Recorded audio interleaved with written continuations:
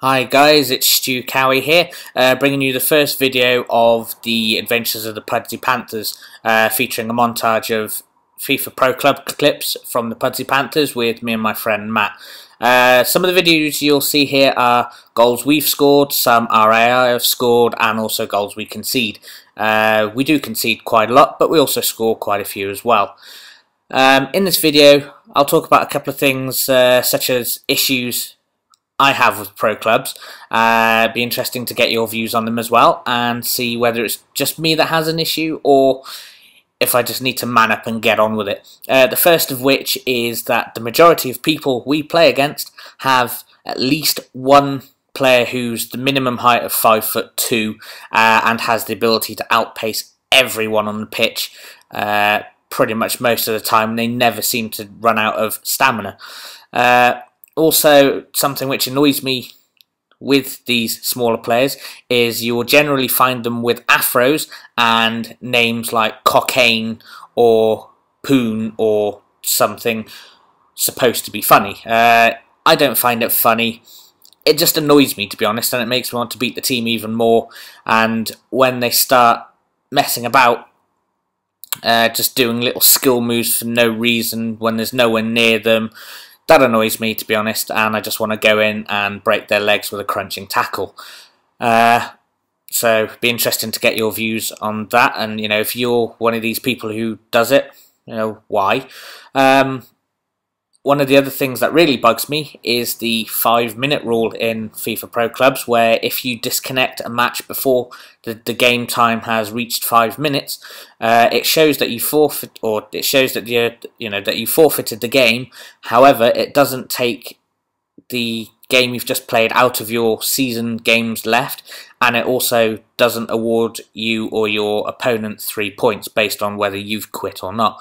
I know why EA have put this feature in. It's so that if there is someone on the team who has connection issues, they can easily back out without their team being penalised.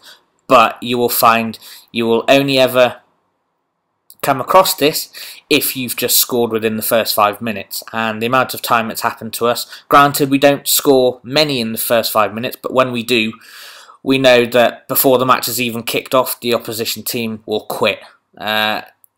I don't see the point in it. There's much more time left in the game to pull it back, and obviously if you're going to do that, then you can't be that good a team. It's just frustrating, to be honest. Also, another issue I've encountered, and I've seen a few posts online about this, so it may not just be me, is with the quality of your AI teammates.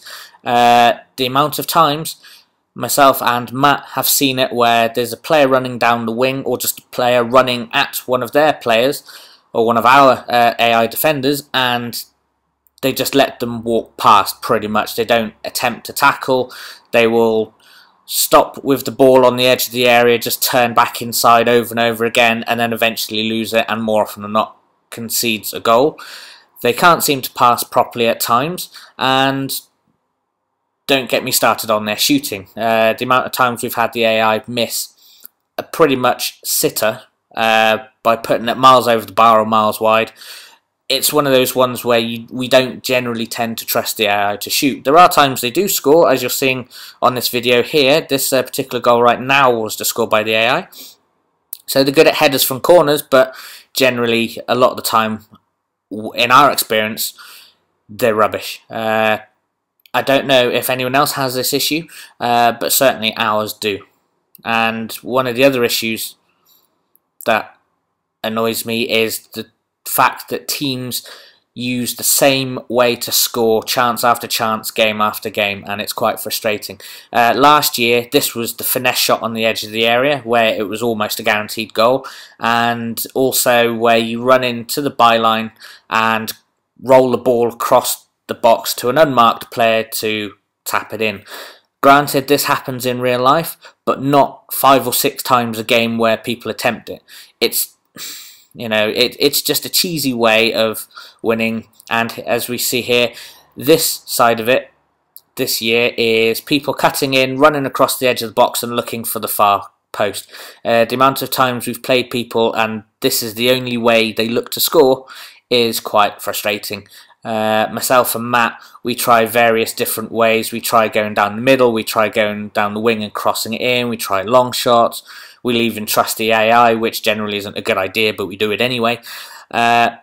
So it's just frustrating that people can't seem to be imaginative with how they try and score, and it's a bit frustrating for me, to be honest. It'd be interesting to hear your guys' thoughts on the things I've mentioned, whether it's just me or whether there are lots of other people who have the same problem or not. I don't know, but it would certainly be interesting to hear your thoughts and opinions on it. Also, what's your preferred view for playing pro clubs? Do you prefer the standard FIFA view side on, or like me, do you prefer the pro view where you just see your pro and everything like that? I find it much more enjoyable doing it this way, and it's a feature. Pro clubs is one of my favourite parts of the game. I love the league structure of it, where you've got 10 games to get X amount of points and go up. So it's my favourite game mode. Like I said, guys, let me know your thoughts, and see you again soon. Thank you. Bye-bye.